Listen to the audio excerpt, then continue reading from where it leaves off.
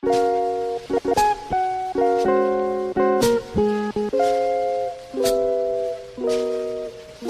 doy la bienvenida. Hoy es viernes de la cuarta semana de Pascua. La Iglesia en Colombia celebra la feria correspondiente al día de hoy. Le invito a disponer su oído, la mente, también el corazón, para que escuchemos el Evangelio que se nos proclama en este día. Les proclamo la buena noticia de nuestro Señor Jesucristo, según San Juan, capítulo 14, versículos desde el 1 hasta el 6. En aquel tiempo dijo Jesús a sus discípulos: No se turbe vuestro corazón, creed en Dios y creed también en mí. En la casa de mi Padre hay muchas moradas. Si no, os lo habría dicho, porque me voy al Padre a prepararos un lugar. Cuando vaya y os prepare un lugar, volveré y os llevaré conmigo, para que donde estoy yo, estéis también vosotros. Y a donde yo voy, ya sabéis el camino. Tomás le dice: Señor, no sabemos a dónde vas. ¿Cómo podemos saber el camino? Jesús le responde: Yo soy el camino, y la verdad y la vida. Nadie va al Padre sino por mí. Palabra del Señor.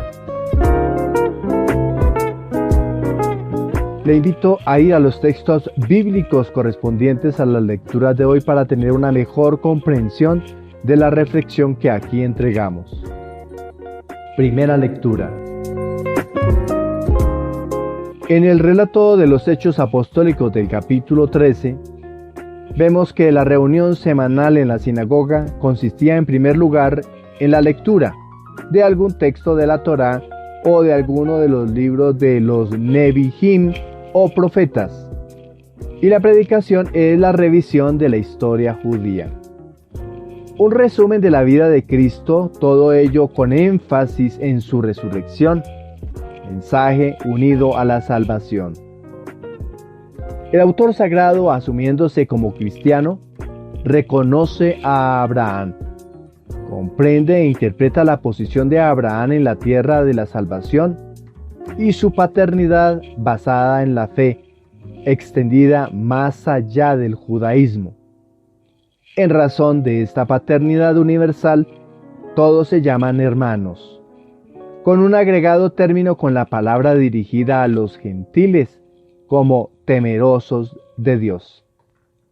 También, según Pablo, es culpa de los judíos en lo referente a la muerte de Jesús, permitiendo darse cumplimiento a la palabra.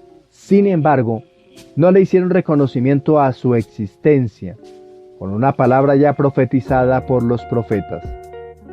Aunque no encontraron culpa en Jesús para ejecutarlo, se valieron del prefecto romano Pilato para ejecutarlo. La muerte que se dio en el madero dio para que se convirtiera en sacrificio. El Padre del cielo lo aceptó y por tal razón lo levantó. Situación importante llena de fe para los seguidores del Maestro. De ese relato y acción nace el anuncio del misterio evangélico. Por ser muerto Jesús en cruz, el Padre del cielo lo levantó de la muerte para traerlo a la vida y que continúe siendo el Señor de la vida.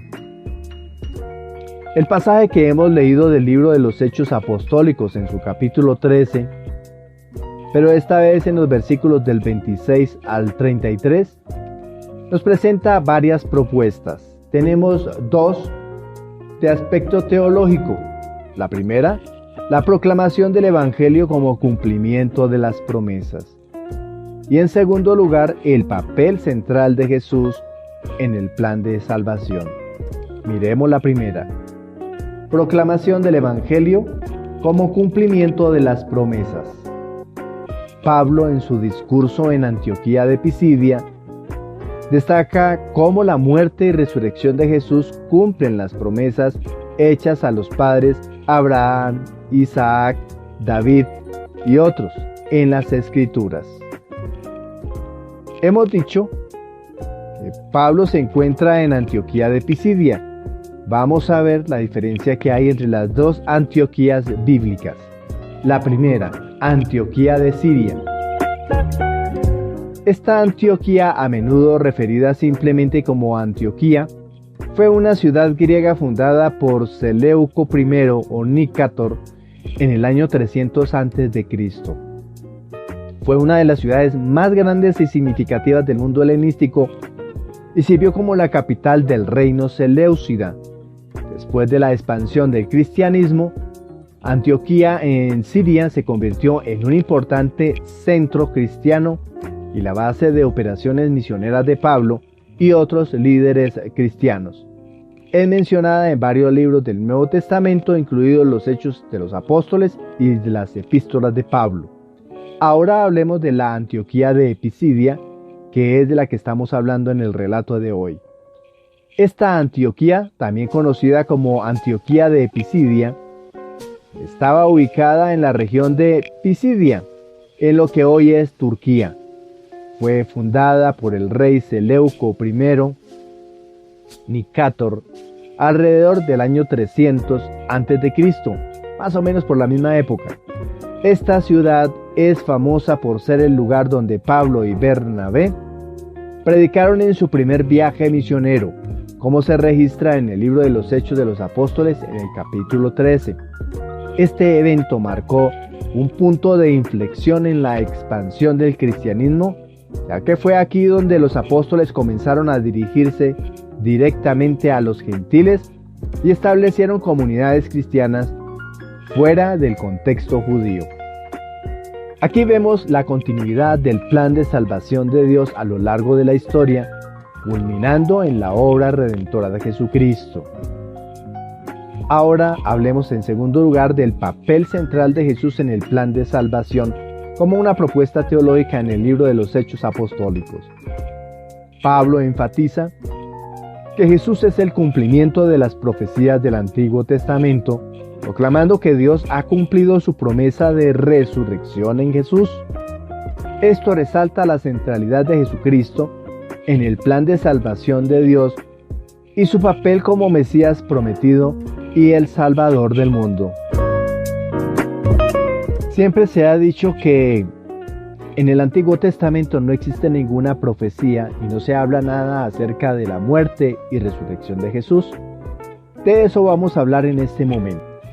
En el Antiguo Testamento hay varias profecías que apuntan al sufrimiento y muerte y de pronto resurrección del Mesías. Aunque no todas las profecías son explícitamente claras en este aspecto, hay varios pasajes que se interpretan tradicionalmente como referencias al Mesías y su destino. Aquí hay algunas de las profecías más destacadas.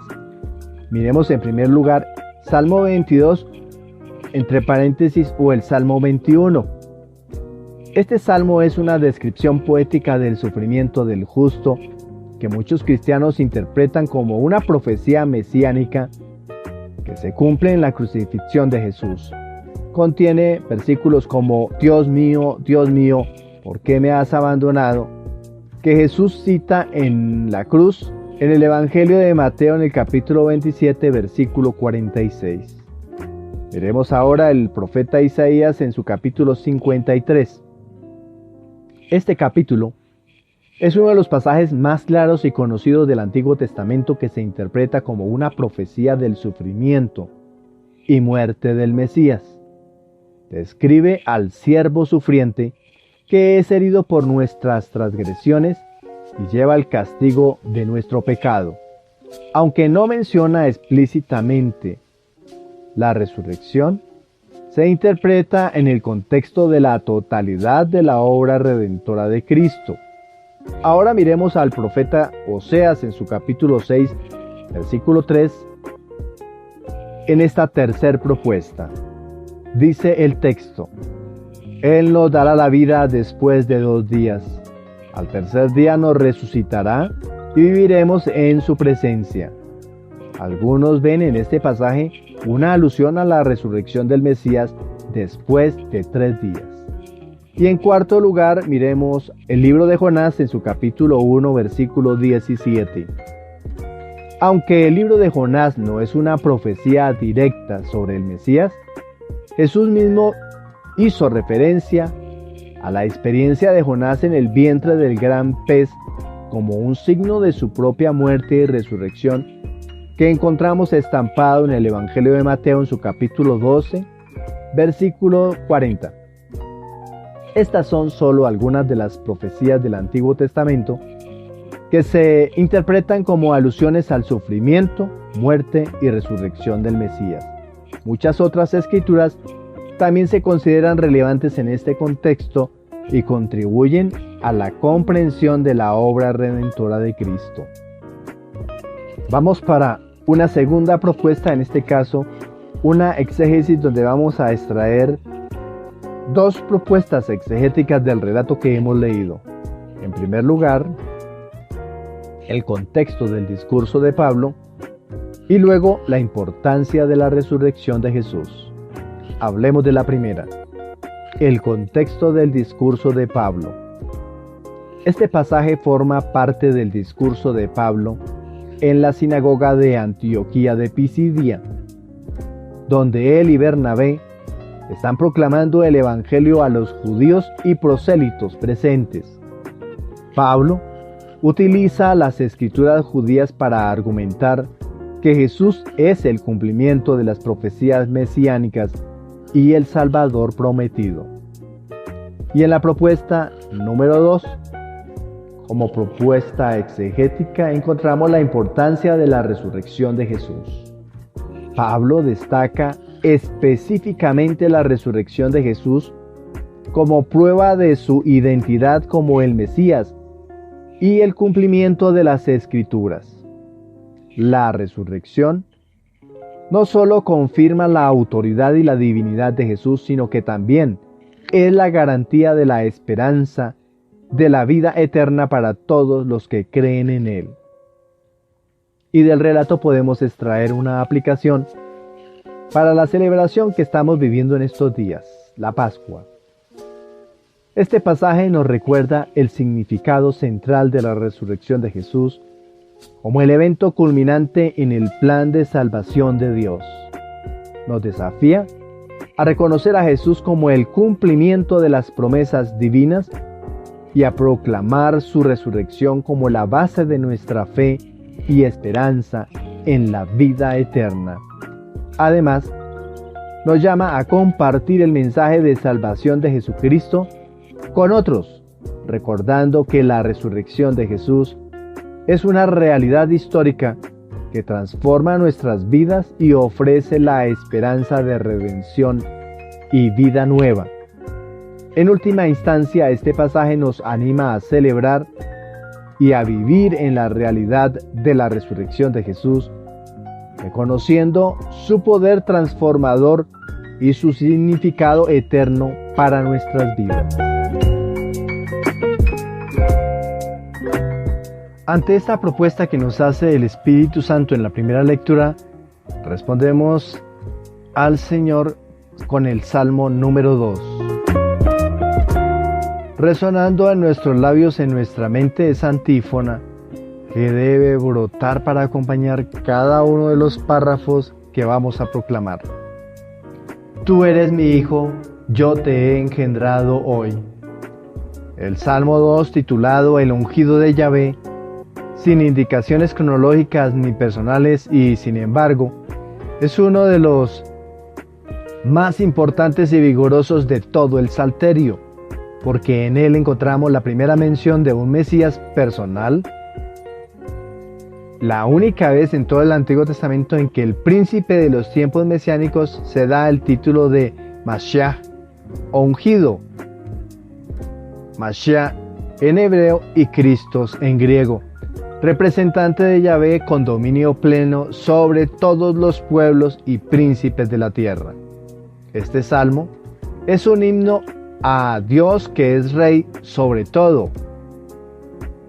Hoy realiza su dominio por medio de su ungido Mesías. Este salmo, en donde desconocemos su autor, El libro de los Hechos Apostólicos se lo atribuyen a David en el capítulo 4, versículo 25. Dice el texto: Tú que has dicho por el Espíritu Santo, por boca de nuestro padre David, tu siervo, ¿a qué esta agitación de las naciones, estos vanos proyectos de los pueblos? Es un salmo en donde se entona en la coronación de un rey, o puede ser un recuerdo después de un tiempo de crisis. Después del cautiverio, los reyes israelitas no eran ungidos, entonces los judíos empezaban a entender que en el futuro habrá un ungido. Esta vez, ungido de una manera especial de Dios, el Mesías. Existe literatura rabínica sobre un Mesías escatológico. Se encontró en Qumran una tradición que en la edad escatológica de nuevo se usaría la unción del rey. El Salmo 2 fue entendido por Jesús y los apóstoles que es un himno mesiánico que encuentra su cumplimiento en la persona del crucificado. Como cristianos, partícipes del nuevo pacto, podemos confiar en la enseñanza de Jesús y sus apóstoles. Podemos aceptar sin reserva su interpretación de las escrituras del Antiguo Testamento. Así, cuando ellos ven que acontecimientos y pasajes del Antiguo Testamento prefiguran y señalan hacia Cristo, creemos que así les enseñó Jesús y el Espíritu Santo. El Salmo es dramático, alterna entre las palabras de un narrador, el salmista, y diálogo directo de otros personajes, como la palabra de Dios, la palabra directa de Dios que encontramos en el versículo 6, o el diálogo directo del Hijo, el Rey, que está en los versículos 7 a 9, y palabras del narrador dirigidas a los reyes, que encontramos entre los versículos 10 al 2. La propuesta del Evangelio. En el Evangelio de este viernes pascual, continuamos meditando el Evangelio de San Juan en su capítulo 14, y esta vez los primeros 6 versículos. Jesús recomienda hoy, en días difíciles, cuando creemos que ya todo se acaba, que no hay esperanza ni interés de seguir viviendo. Cuando el corazón se siente arrugado, es porque nos hemos alejado de quien nos creó. Nuestra alma, que sabe cuál es el origen, reclama volver a Él. Quizá por eso desea terminar con su existencia. Pero el Mesías nos dice: creed en Dios y creed también en mí. Si ayer el Señor nos mostraba se mostraba uno solo con el Padre, es porque se acerca la hora de ir hacia Él, para prepararnos el encuentro con el Dios eterno. Por ahora Jesús se muestra como el camino, en mayúscula, que debemos emprender para ir hacia quien nos creó. En el Evangelio de hoy estamos en la respuesta que da Jesús a Pedro a causa de su pregunta en el capítulo 13, versículo 36. Señor, ¿a dónde vas? La respuesta es contundente. Jesús se va al Padre. Cuando nosotros hemos leído este relato del evangelista San Juan en su capítulo 14, vemos algunas propuestas que nos pueden servir para nuestra vida espiritual. 2 de ellas es una propuesta teológica que encontramos como primera la promesa de Jesús como fuente de consuelo, y en segundo lugar la identificación de Jesús como el único camino hacia Dios. Miremos la primera, la promesa de Jesús como fuente de consuelo. En este pasaje Jesús consuela a sus discípulos ante su inminente partida, diciéndoles que no se preocupen ni se angustien, sino que confíen en Dios y en Él mismo. Jesús promete preparar un lugar en la casa del Padre para ellos, lo que sugiere la garantía de la vida eterna y la comunión con Dios para aquellos que creen en Él. Y en segundo lugar, la identificación de Jesús como el único camino hacia Dios. Jesús declara enfáticamente: yo soy el camino, la verdad y la vida. Nadie va al Padre sino por mí. Esta afirmación establece a Jesús como la única vía de acceso a Dios y a la vida eterna. Jesús no solo ofrece un camino, sino que Él mismo es el camino hacia la salvación y la plenitud de la vida. Ahora miremos dos temas importantes que se nos hace como propuesta exegética. Miremos la primera, el contexto de la despedida de Jesús y el simbolismo de la casa del Padre.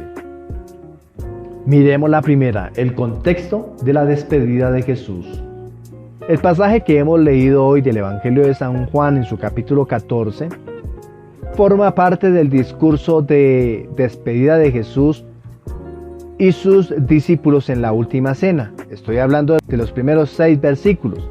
Jesús está preparando a sus seguidores para su partida inminente y les ofrece palabras de consuelo y esperanza en medio de la incertidumbre y la angustia. En segundo lugar, encontramos el simbolismo de la casa del Padre. Jesús utiliza la metáfora de la casa del Padre para describir el destino final de sus discípulos. Esta imagen evoca la idea de la comunión íntima y eterna con Dios en su presencia celestial, donde los creyentes encontrarán descanso y plenitud. ¿Qué podemos interpretar del texto que hemos proclamado en el día de hoy?